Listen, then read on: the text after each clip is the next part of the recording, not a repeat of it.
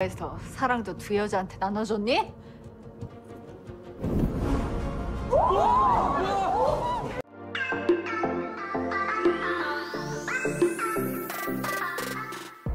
Minhwan marah karena Jiwon sudah menggagalkan pernikahannya.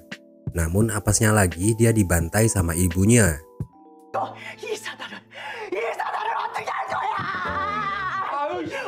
Minhwan lalu mencoba mendatangi rumah Jiwon. Namun yang keluar justru seorang pria berbadan kekar.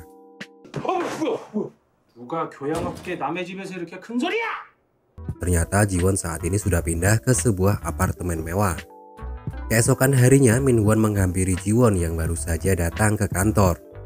Namun sialnya lagi Minhwan justru mendapat tamparan keras oleh Jiwon. Minhwan berusaha akan membalas tamparan Jiwon, tapi berhasil dicegah sama Yuji. Jiwon pun mengatakan di depan teman kantornya kalau Minhwan sudah selingkuh, sambil mengeluarkan celana dalam wanita yang ditemukannya di dalam mobil Minhwan. 공평 좋아해서 사랑도 두 여자한테 나눠줬니? Ternyata Minhwan juga enak-enak di dalam mobil bersama Sumin sewaktu mempertemukan orang tuanya Minhwan dengan Jiwon. Jiwon kemudian melemparkan cincin perkawinannya. Semenjak kejadian perselingkuhan itu terbongkar, Minhwan menjadi viral di kantor. Minhwan sempat menemui Sumin, kenapa dia meninggalkan celana dalamnya di dalam mobil. Sumin menjawab kalau itu bukanlah celana dalam miliknya. 아니지만 특별히 네 취향으로 골랐어. Ternyata itu semua rencananya Jiwon membawa bukti palsu celana dalam milik Sumin. Kim Ji-young kembali lagi ke kantor, yang saat ini posisinya adalah karyawan biasa. Namun sikapnya masih seakan dia adalah manajer. Sumin mencoba menenangkan Minhwan yang sedang emosi. Namun Minhwan mengatakan kalau Sumin tidak pantas untuk dinikahi. Berbeda dengan Jiwon karena dia lulusan universitas terkenal, banyak uang serta sangat mandiri. Berbeda dengan Sumin, Minhwan merendahkan Sumin dengan mengatakan kalau dia tidak mungkin menikahinya karena Sumin bermodalkan cantik saja. Karena Minhwan meniduri Sumin hanya untuk senang-senang. 거 그리고 인정할 게 뭐 좋았어. 근데 내가 현실적으로 20대도 아니고 미쳤냐?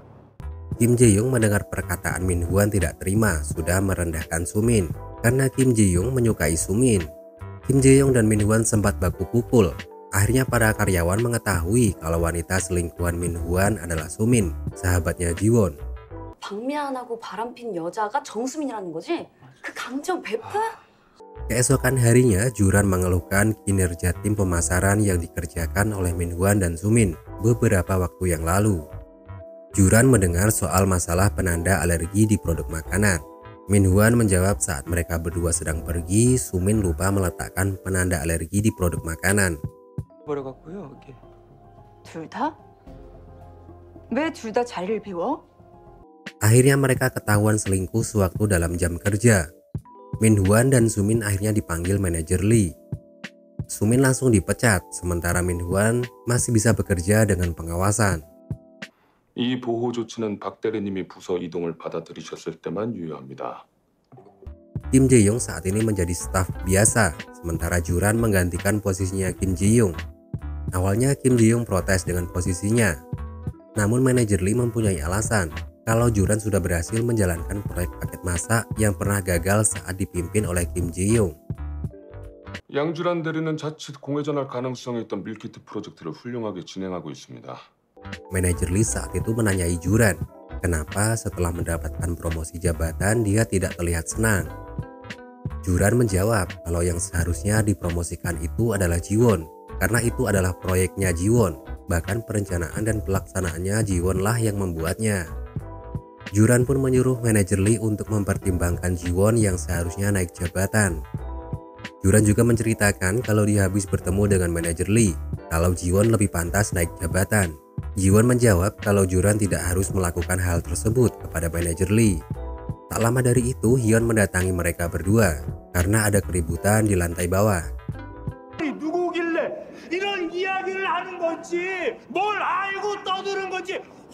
Ternyata ada pasutri yang sedang mencari Jiwon. Bahkan Jiwon yang tidak tahu apa-apa langsung ditampar oleh ibu itu.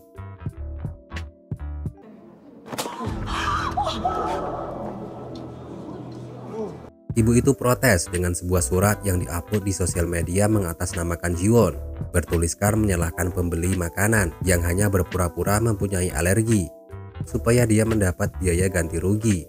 Ibu ini tidak terima dengan isi surat itu. Padahal beberapa hari yang lalu, ibu itu sudah memaafkan Min Hwan dan Sumin karena sudah lalai tidak meletakkan alergen makanan saat di pameran. Tak hanya itu, hubungan perselingkuhannya Min Hwan dan Sumin tidak benar. Karena Min Hwan yang menyukai Sumin, tapi Sumin menolaknya.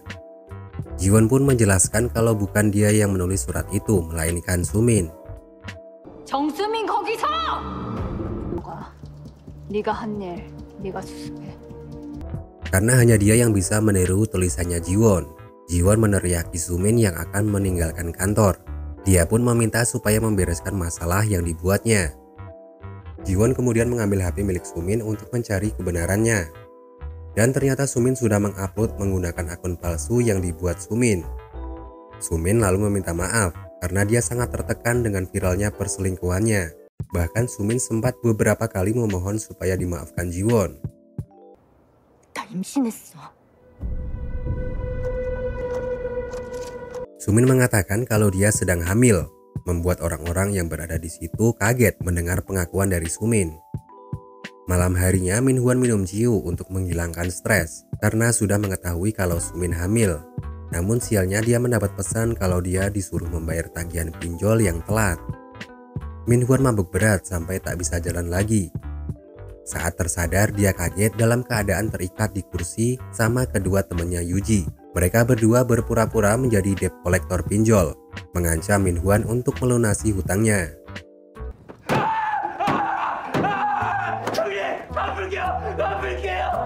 Min Hwan sempat berjanji kalau dia akan melunasi hutangnya setelah menikah, karena orang tuanya akan membelikannya sebuah rumah. Min Hwan yang sudah pulang ke rumah langsung menagih janji ibunya yang akan memberikan rumah kalau dia menikah.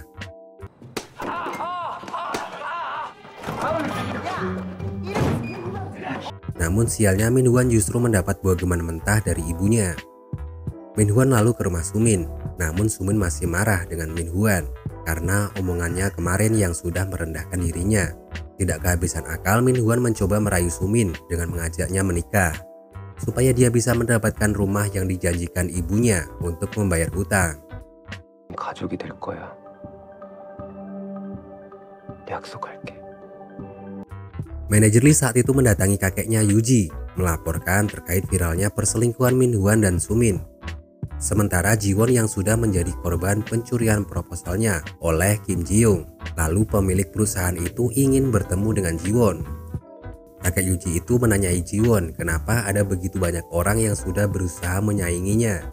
Jiwon pun menjawab kalau dia akan tetap berusaha menyelesaikan masalahnya sendiri. Tak lama dari itu Yuji dipanggil kakeknya untuk menemui Jiwon. Jiwon merasa senang bertemu secara langsung dengan pemilik perusahaan tempat dia bekerja. Yuji memberitahu kalau Min Hwan dan Sumin akan segera menikah. Namun Yuji mengatakan kalau Min Hwan saat ini sedang pusing dengan keuangannya karena Min Hwan meminjam uang ke pinjol. 그걸 어떻게 확인하신 거예요? Jiwon sempat bingung kenapa Yuji mengetahui tentang keuangannya Min Hwan. Yuji bisa mengetahui itu ya berkat bantuan teman-temannya yang sudah menginterogasi Min Hwan. Saat sedang makan siang, Jiwon mendapat panggilan dari Yunho mengajak Jiwon jalan-jalan. Hyun pun sengaja tidak ikut dengan mereka berdua dengan alasan kalau dia sudah ada acara.